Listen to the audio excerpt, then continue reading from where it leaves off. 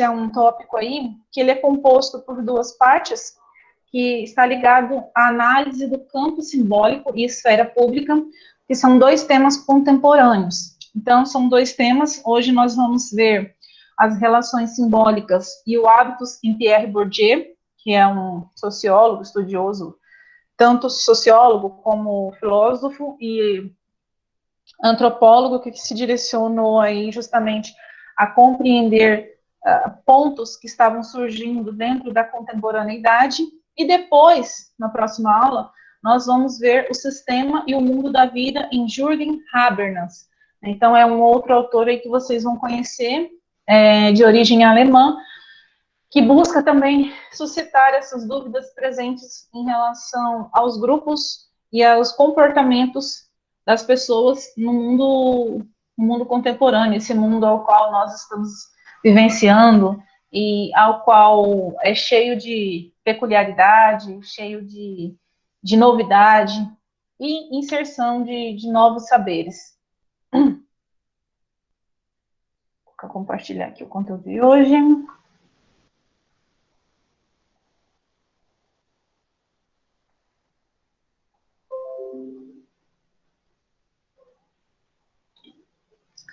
Certo. Então, hoje, nós vamos ver sobre esse carinha aqui, Pierre Bourdieu, e o quanto ele fez análise, quanto ele tentou compreender e se basear sobre as coisas no mundo contemporâneo. O que teve de relevante nesses avanços que possibilitou a ele trazer essa análise mais complexa e mais direcionada para a área intelectual já a partir do século XX.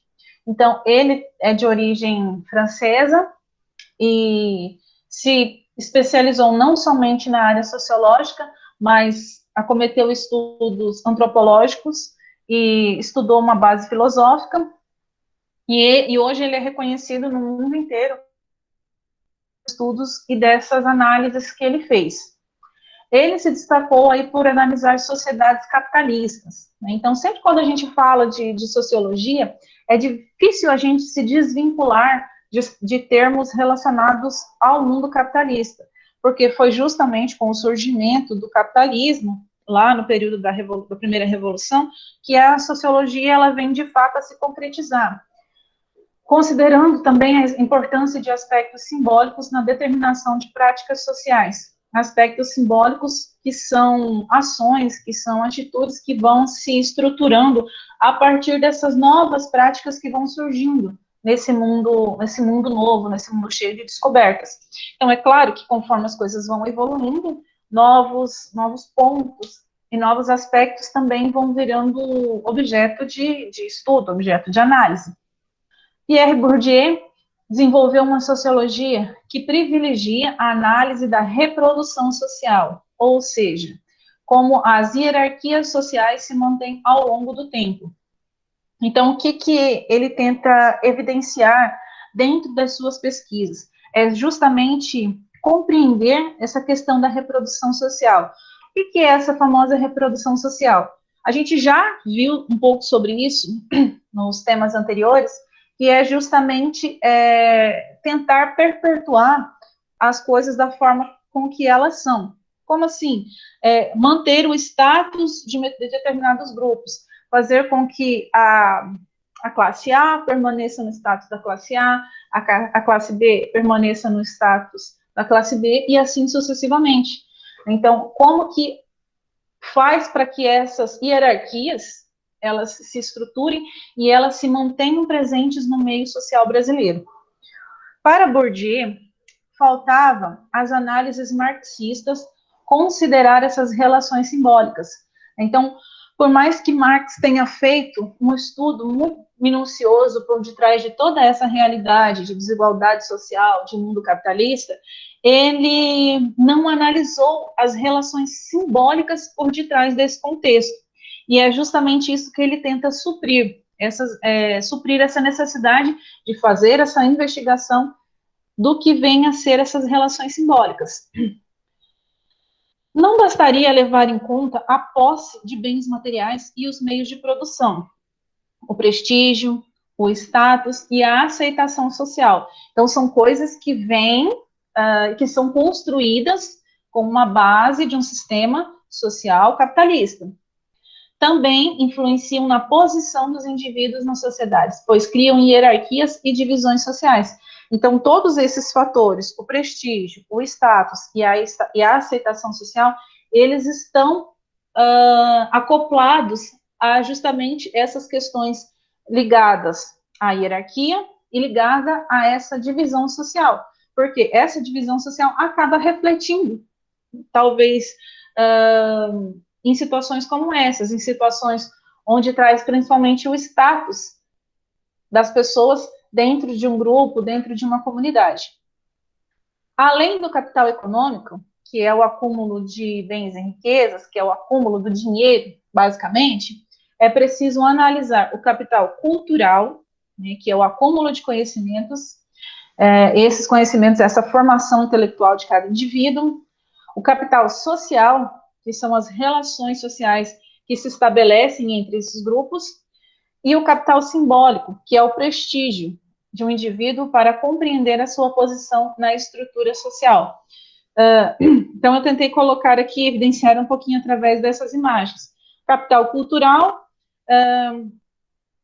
busquei destacar através dessa imagem, que é esse capital cultural, que é essa construção do conhecimento que vai me levar a chegar a descobertas, que vai me fazer despontar diante de outras pessoas com essa base de conhecimentos. Esse capital social, que são as relações sociais que vão se estabelecendo entre os grupos.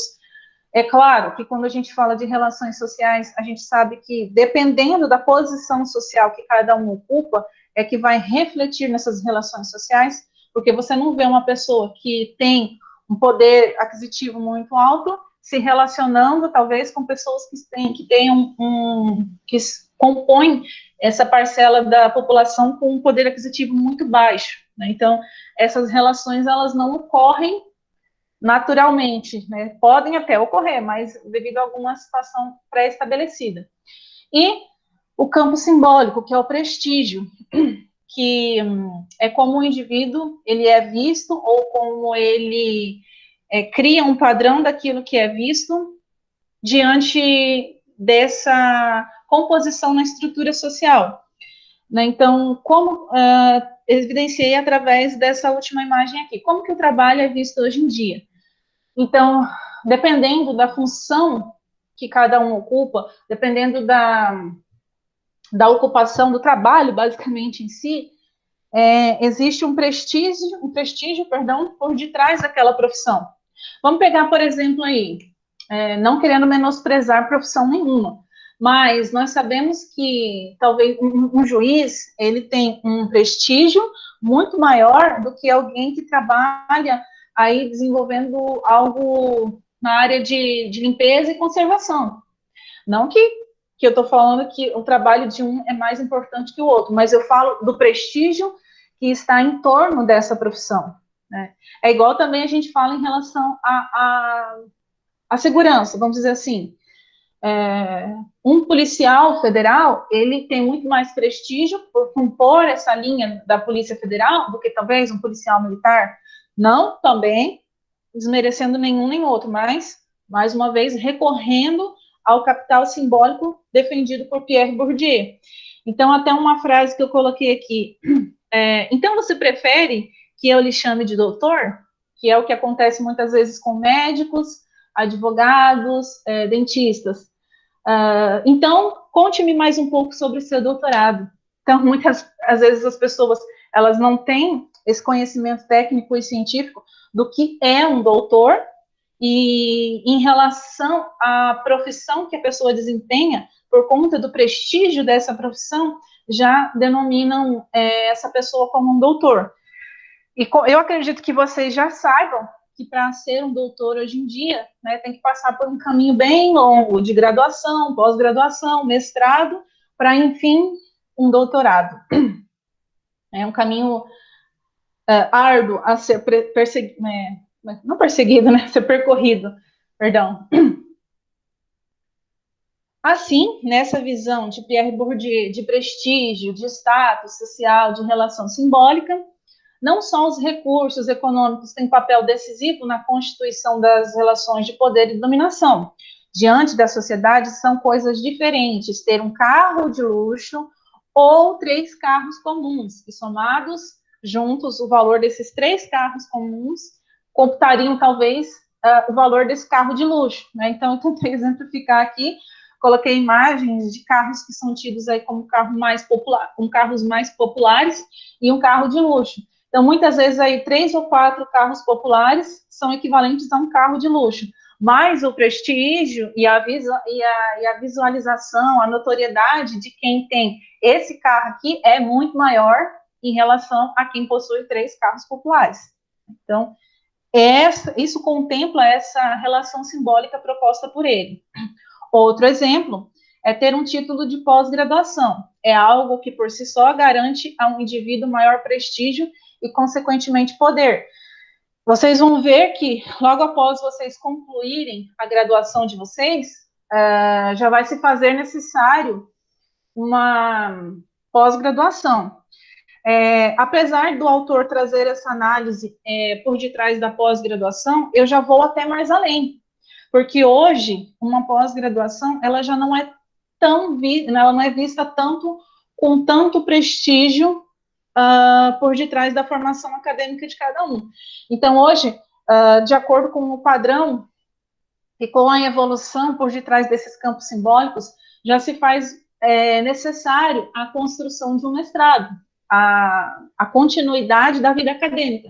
Então, para se ter esse prestígio ao qual ele fala tanto, eu afirmo que a gente pode ir até mais além, não somente a pós-graduação. Pós-graduação já se tornou algo bem comum quando a gente fala de vida acadêmica. Então, esse prestígio ele já está se padronizando um pouco mais na área do mestrado. Um dos objetos que Bourdieu estudou foi a instituição escolar. Para ele, a escola perpetuaria as desigualdades sociais, já que transmite aos estudantes a forma de conhecimento das classes dominantes, utilizando-se de um discurso aparentemente neutro e oficial. Então, por mais que exista essa neutralidade por detrás do ensinamento repassado dentro das escolas, ele afirma que não. Ele afirma que haverá essa disparidade refletida dentro do ambiente escolar. Como que isso acontece? Então, Bourdieu chama a atenção para o fato de que a posse de capitais econômicos e culturais anterior à entrada do indivíduo na escola influencia no desempenho dele na instituição. Então, vejam bem, vamos dizer aí que eu vou fazer um comparativo entre alunos que estão sendo inseridos na alfabetização. Eu vou pegar um aluno que veio, por mais que ambos estudem aí, lógico, na escola pública, vamos pegar a realidade de quem veio de uma família estruturada aí, né, que seja bem composta dentro dos padrões estabelecidos por ele, onde se faz presente aí a figura paterna, a figura materna, onde ambos têm um bom emprego, uma estrutura familiar sólida. E eu pego, por exemplo, uma criança que não tem essa estrutura familiar sólida, que às vezes passam por necessidades econômicas. Então, ele defende na teoria dele que, por mais que eles dividam o mesmo espaço, que eles contemplem da mesma linha de conhecimento, essa criança que adveio de uma família bem estruturada, ela vai se sobressair diante daquela criança que não tem essa estrutura toda. Muitas vezes influenciada pelo fato de que esses pais possibilitarão talvez alguns cursinhos, vão estar mais presentes aí, estimulando a leitura, estimulando a produção através de brinquedos, e esse aparato todo que nós sabemos que existe. Essa outra criança, ela não vai dispor disso tudo. Então, é dentro dessa reflexão que Bourdieu defende a análise dessa disparidade nas instituições escolares. antes de terem o acesso à escola, esses indivíduos já se encontram desigualmente distribuídos, que é o que eu acabei de mencionar, em relação das condições socioeconômicas. Mas não é só isso. Essa desigualdade inicial também ocorre pelas experiências, pelos gostos e pelas disposições já internalizados nos alunos ao entrar na escola, que é esse mundo de informações que ele vai ter no seio familiar antes de ser inserido na escola. Então, acontece de muitas vezes, nós professores nos depararmos com alunos lá no primeiro aninho, lá no fundamental, que já vêm alfabetizados para a escola, porque a família já desempenhou essa função. O contexto social dele, digamos assim, já desempenhou essa função. E, por outro lado, vamos nos deparar com alunos que não têm nenhuma construção ainda formada, nenhuma construção estruturada. Por quê? Porque não teve ninguém que desempenhou esse papel anteriormente da entrada dele na escola. Então, é dentro dessa perspectiva aí que Bourdieu chama a atenção para as análises dentro da instituição escolar. Como a escola reproduz a forma de conhecimento das classes dominantes, aqueles indivíduos que internalizam em seus primeiros anos de vida, as disposições e gostos dessas classes se encontrarão em posição mais vantajosa. Então, talvez lá, quando eles estiverem concluindo o ensino médio, como vocês já estão aí nos finalmente, digamos assim, estão no segundo ano, esses indivíduos propostos na análise de Bourdieu, eles terão um passo à frente em relação aos outros, nessa linha de formação intelectual. É lógico que isso não é numa amplitude geral. Então, nós temos casos aí de alunos que vêm desse contexto desfavorecido ao qual ele menciona e ganham muito destaque, ganham muita notoriedade justamente para tentar reverter esse papel, reverter essa situação, melhor, certo? Mas aí a gente busca uma origem, assim como ele defende de toda essa questão socioeconômica. Por exemplo, uma criança criada por pais que cursaram o ensino superior e tem o hábito da leitura está predisposta a ter melhor desempenho escolar, na medida em que esta família está mais familiarizada com os códigos do ensino formal, que é o famoso criar o hábito de ler. Assim, a desigualdade não apenas se reproduz, como também se reforça nas instituições de ensino por trás de uma aparência de neutralidade. A escola parece cobrar a todos igualmente, mas alguns alunos já partem de condições mais favoráveis. A confirmação de seu desempenho legitima e reproduz assim a ordem social e sua desigualdade, que é onde nós teremos esse apontamento mais à frente, como eu disse anteriormente. Quem já tem essa base estruturada e essa base formada vai se despontar em relação aos demais colegas. Então, eu acho que até mesmo vocês percebem, não buscando como referência agora Bourdieu, mas na vivência de vocês, independente de condição socioeconômica. Mas com certeza vocês devem perceber no meio de vocês que os colegas que têm o hábito da leitura, que buscam ler mais, que buscam informações além daquelas que nós, professores, passamos, eles se destacam dentro da sala de aula, né, dentro da turma de vocês. Eu sei que isso acontece porque a gente vê isso nitidamente e reflete também na própria busca dos colegas. É o famoso, quando chega na escola sem a tarefa feita. Para quem que vocês vão pedir a tarefa? Para aquele que estuda mais, é claro. Eu sei que isso acontece, tá? E isso acaba refletindo um campo de visão de vocês mesmos, que sabem que esse colega de vocês procura uma leitura a mais, procura uma informação a mais. Então, nessa linha de estudo, nessa linha de análise que Bourdieu fundamenta a sua teoria. Quando a criança ela começa a sua aprendizagem formal, ela é recebida num ambiente marcado pelo caráter de classe, desde a organização pedagógica até o modo como prepara o futuro dos alunos. Um exemplo disso é a dominação masculina. Segundo o sociólogo, se mantém não só pela preservação de mecanismos sociais, mas pela absorção involuntária por parte das mulheres de um discurso conciliador.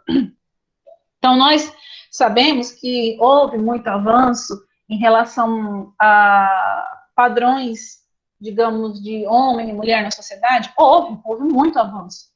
Só que a figura masculina, principalmente em famílias de caráter mais tradicional, ela ainda é muito evidenciada. Como que isso é evidenciado? Até em ações que às vezes a gente não se dá conta. Eu tentei exemplificar isso através dessa imagem aqui, que é o famoso almoço em família. Quem ocupa o principal lugar na mesa, não vou dizer, não estou generalizando, tá, pessoal? Mas dentro desses padrões mais tradicionais, vai ser o homem sentando lá na ponta da mesa. Quem está servindo a comida? É uma mulher. Então, são coisas que acontecem de forma involuntária e que acaba refletindo nessas relações. É claro que hoje a gente teve uma mudança muito grande nessas formas de organização, mas ainda é tido como referência numa grande parcela da organização das famílias brasileiras. Um conceito importante para compreender isso tudo, tanto nas relações escolares quanto nas relações sociais como um todo, é um conceito que ele elaborou, onde ele denomina de hábitos, que define a relação entre a trajetória do indivíduo e a estrutura social ao qual ele está inserido. Então, esse hábitos, né, acho que o próprio nome ele já diz muita coisa, que é justamente como ele está acostumado a desenvolver as ações dele no dia a dia. É um hábito. Ele somente reproduz aquele padrão social, aquele padrão que já foi estabelecido pela família dele. Então, é apenas uma reprodução de um comportamento de outras pessoas. E ele reproduz por quê? Porque ele está ali naquele meio social. Então, o hábitos nada mais é do que isso.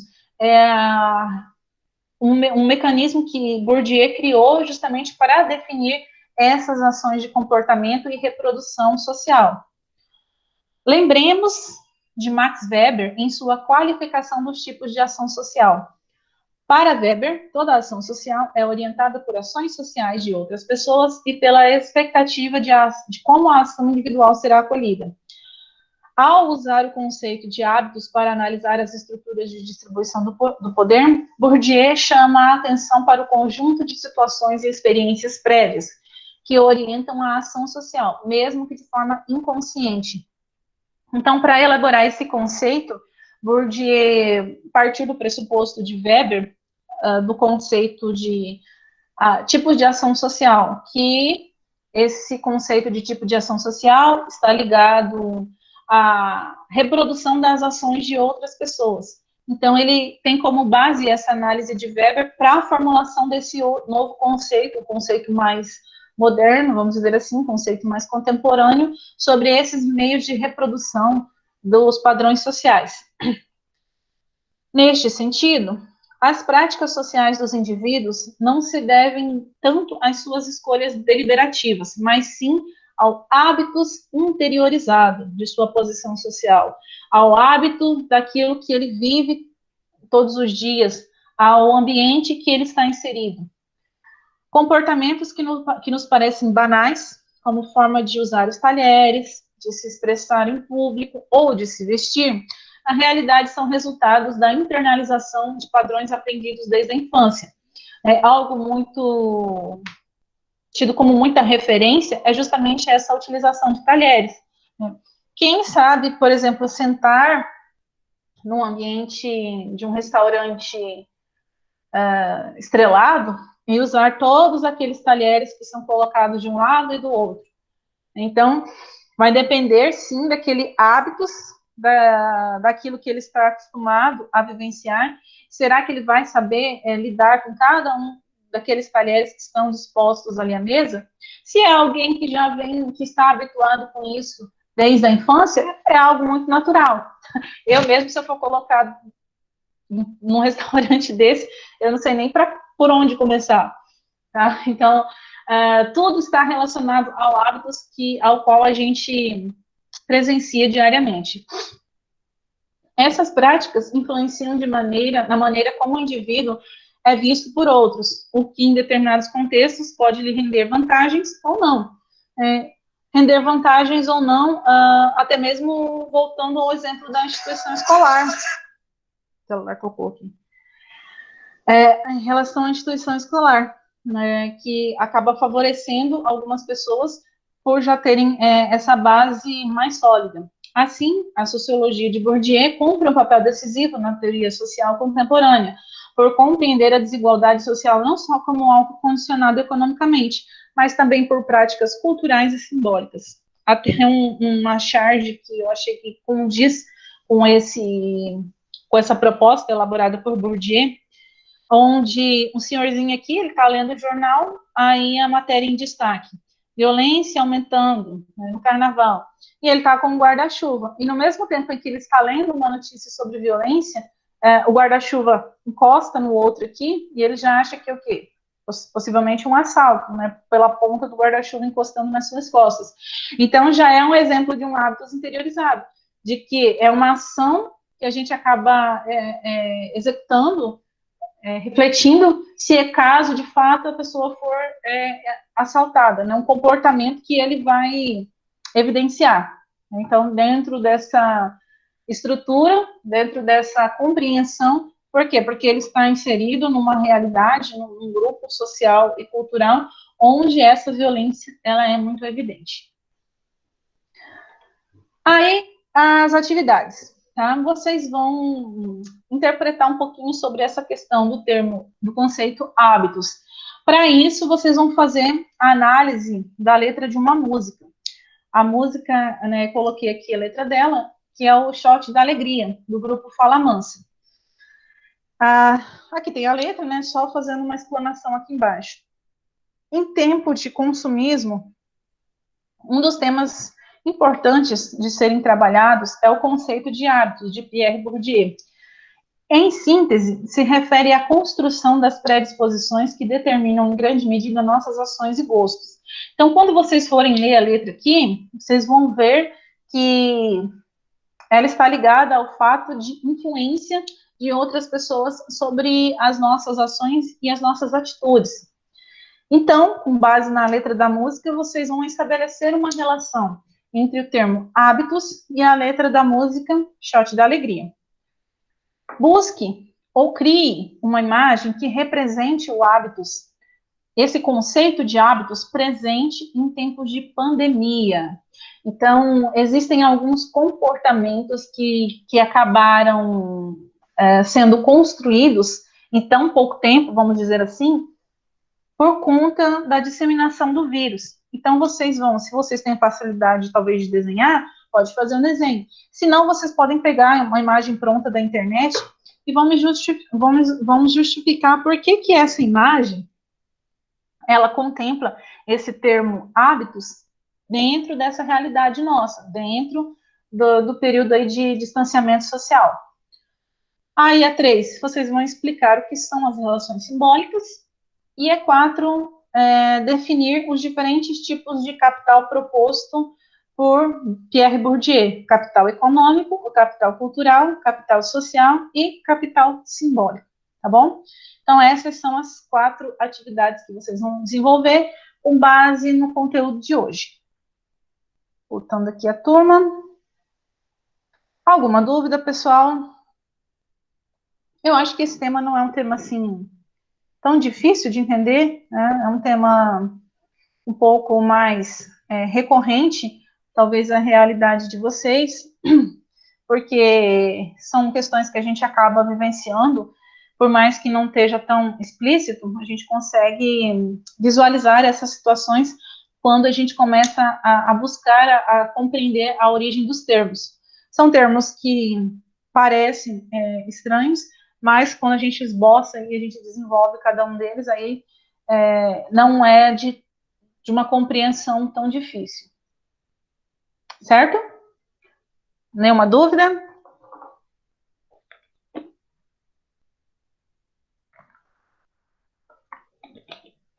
Eu até falei com a turma anterior, com os alunos do primeiro ano, que é uma maravilha, né? Lá na sala de aula todo mundo tem dúvida, aqui não.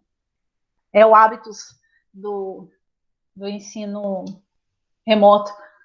Todo mundo entende tudo. Bom, pessoal, então, não havendo comentários, não havendo dúvidas, a gente pode encerrar, tá bom? Tenham todos um bom descanso, um bom final de semana, aproveitem o feriado, apesar de que haverá postagem no feriado, tá? Os professores irão realizar postagens lá na segunda-feira. Quem é da segunda aí é português e arte, né? Então, vai ter postagem de português e arte na segunda, porque senão a gente teria que fazer mais uma reposição no sábado. Então, vamos permanecer com essa postagem na segunda para que não acumule mais um sábado de reposição, tá ok? Então, até mais, pessoal. Até a próxima aula na sexta-feira. Tchau, tchau e um bom descanso a todos. É tarefa que não acaba mais. Pois é. Eu também queria que não tivesse tanta tarefa, porque é mais tarefa para vocês e mais tarefa para nós também. Mais correção.